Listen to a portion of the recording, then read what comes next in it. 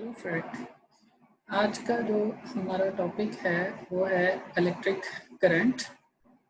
Current के बारे में हम इस टॉपिक में पढ़ेंगे और करंट को डिफाइन करने की कोशिश करेंगे।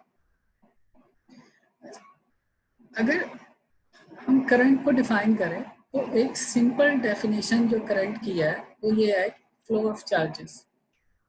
चार्ज जब भी फ्लो करेगा तो वो करंट पैदा करेगा। ठीक, क्वेश्चन ये है कि कौन सा चार्ज फ्लो करे, पॉजिटिव चार्ज या नेगेटिव चार्ज। तो इससे कोई फर्क नहीं पड़ता कि कौन सा चार्ज फ्लो करेगा, लेकिन जब भी चार्ज फ्लो करेगा, मूव करेगा, तो वो करंट पैदा करेगा। तो अगर हम करंट को यहाँ पे डिफाइन करना चाहें तो करंट की हम ये डेफिनेशन हम इस तरह इसको डिफाइन कर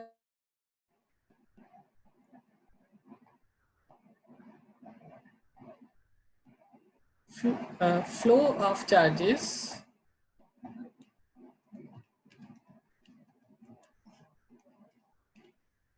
इज कॉल्ड करंट। ये एक करंट की डेफिनेशन है हमारे पास, लेकिन अगर आप इस डेफिनेशन को देखो तो ये एक कंप्लीट डेफिनेशन नहीं है मेरे हिसाब से। उसकी रीज़न ये है कि अगर मैं ये दो वायर्स ले लूँ, दो कंडक्टर ले लूँ, इनमें से करंट पास कर रहा हूँ। लाइक ये मेरे पास एक वायर है, इसमें से एक करंट I1 पास कर रहा है और एक और वायर है जिसमें से करंट I2 पास कर रहा है। अब अगर मुझसे ये पूछा जाए कि किस वायर में ज़्यादा करंट पास कर रहा है और किस वायर में करंट कम करंट पास कर रहा है, तो जितना अभी तक मैंने सीखा है करंट के बारे में, उस हिसाब से ये बताना मेरे लिए मुश्किल हो जाएगा कि किस वायर में ज़्यादा करंट पास कर रहा है और किस वायर में से कम करंट पास कर रहा है। तो करंट को हमने कैसे डिफाइन किया है? हमने कहा है फ्लो ऑफ चार्जेस। तो दोनों कंडक्टर्स में से, दोनों वायर्स में से चार्जेस का फ्लो हो रहा है। इसका मतलब है कि दोनों वायर्स में से करंट पास कर रहा है, लेकिन ये बताना मुश्किल हो जाएगा कि किस वायर में ज़्यादा करंट पास कर रहा है और किस वायर में से कम करंट पास कर रहा है। तो अगर मैं एक और डेफिनेशन करूं इलेक्ट्रिक करंट की, electric current that flow of charges पर यूनिट टाइम, यानी कितने वक्त में कितना चार्ज फ्लो कर रहा है, वो इलेक्ट्रिक करंट कहलाएगा। इज कॉल्ड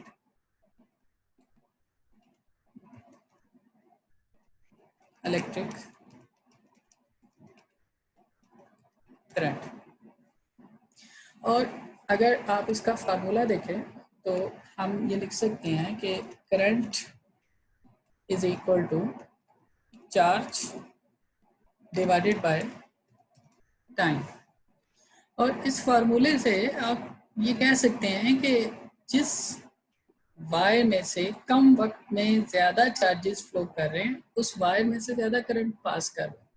तो करंट को हम कैपिटल I से डिनोट करते हैं और चार्ज को हम कैपिटल Q से डिनोट करते हैं और टाइम को हम T से डिनोट करते हैं, स्मॉल t से। तो करंट का जो हमारे पास फार्मूला हो जाएगा वो हो जाएगा I is equal to Q over T और current is equal to charge per unit time. तो ये एक कंप्लीट डेफिनेशन हो गई हमारे पास करंट की। इस डेफिनेशन को यूज करते हुए हम इन दोनों वायर्स को डिफरेंशिएट कर सकते हैं। हम ये बता सकते हैं कि किस वायर में से ज़्यादा करंट पास कर रहा है और किस वायर में से कम करंट पास कर रहा है। जिस वायर में से कम वक्त में ज़्यादा चार्जेस फ्लो कर रहे हैं, उस वायर में से ज़्यादा करंट पास कर रहा है, और जिस वायर में से ज़्यादा वक्त में कम करंट चार्जेस फ्लो कर रहे हैं, तो उस वायर में से कम करंट पास कर रहा है। तो ये इलेक्ट्रिक करंट की एक कंप्लीट डेफिनेशन होगी। अब अगर मैं कहूँ कि मेरे पास एक वायर है और उस वायर में से करंट पास कर रहा है, लाइक ये मेरे पास एक वायर है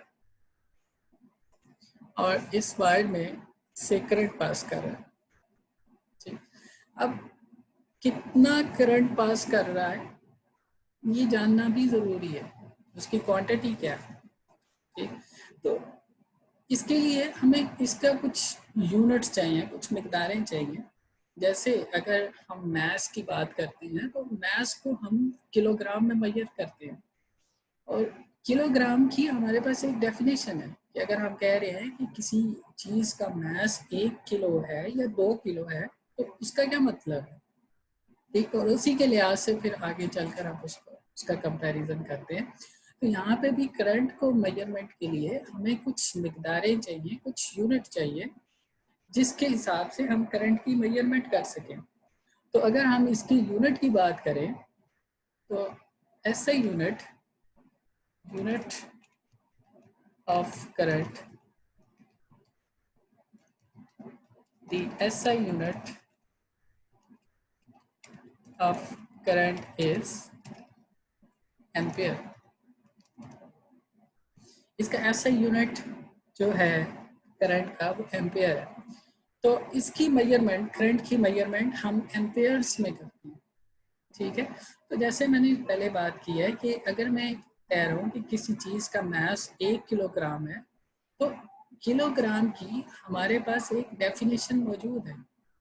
अगर हम कह रहे हैं कि एक चीज़ का एक मास 1 किलोग्राम है या 2 किलोग्राम है तो हमें पता होता है कि हमारा उससे क्या मतलब है, कि 1 किलोग्राम का क्या मतलब है, उसकी क्या डेफिनेशन। तो यहाँ पे भी अगर मैं कहूँ कि ये जो वायर आपके सामने है, इस वायर में से 1 एम्पियर करंट पास कर रहा है तो उस 1 एम्पियर करंट पास करने का मतलब क्या होगा। तो उसके लिए हमारे पास ज़रूरी है कि हमारे पास एम्पियर की डेफिनेशन हो। अगर हम कहें कि 1 एम्पियर करंट पास कर रहा है तो 1 एम्पियर करंट पास करने का मतलब क्या। तो इसके लिए हमें एम्पियर्स को डिफाइन करना पड़ेगा, पर वो इतना कोई बड़ा इशू नहीं है। एम्पियर को हम बड़ी आसानी से डिफाइन कर सकते हैं। उसके लिए मैं यहाँ पे करंट का फार्मूला लिख रहा हूँ और जो करंट का फार्मूला अभी हमने देखा है वो ये देखा है कि I से इसको डिनोट करते हैं which is equal to Q/T, charge per unit time. I की अगर हम बात करें तो I करंट का अभी हमने कहा कि इसका यूनिट जो है वो एम्पियर है और एम्पियर को हम कैपिटल A से डिनोट करते हैं। चार्ज जो है उसका यूनिट होता है कोलम, कोलम को हम कैपिटल C से डिनोट करते हैं और इसी तरह टाइम जो है उसका यूनिट होता है सेकंड, उसको हम स्मॉल s से डिनोट करते हैं। तो 1 एम्पियर को डिफाइन करने के लिए इसमें जो क्वांटिटीज आ रही है उन्हीं को मैं यूज़ करूँगा। इसी करंट के फार्मूले को यूज़ करते हुए मैं 1 एम्पियर को डिफाइन कर सकता हूँ कि करंट 1 एम्पियर होगा अगर एक कोलम चार्ज 1 सेकंड के अंदर फ्लो करता है, क्योंकि करंट हम यही कह रहे हैं, फ्लो ऑफ चार्जेस। तो अगर 1 सेकंड के अंदर एक कोलम चार्ज फ्लो कर रहा है तो हम ये कह सकते हैं कि इस कंडक्टर में से 1 एम्पियर करंट फ्लो कर रहा है। तो अगर मैं यहाँ पे डेफिनेशन लिखूँ 1 एम्पियर की, so 1 एम्पियर डेफिनेशन हो जाएगी if 1 coulomb charge flow in 1 second, then current will be 1 ampere. अगर 1 सेकंड के अंदर एक कोलम चार्ज फ्लो करता है तो हम कहेंगे कि इस वक्त इस वायर में से, इस कंडक्टर में से 1 एम्पियर करंट फ्लो कर रहा है। तो ये था बेसिक कंसेप्ट इलेक्ट्रिक करंट का। और फिर आगे चलकर हमने उसका यूनिट देखा कि उसका जो यूनिट है वो एम्पेयर है और फिर हमने एम्पेयर को डिफाइन भी किया। तो यहाँ पे हम लिख सकते हैं कि 1 ampere is equal to 1 coulomb divided by 1 second. तो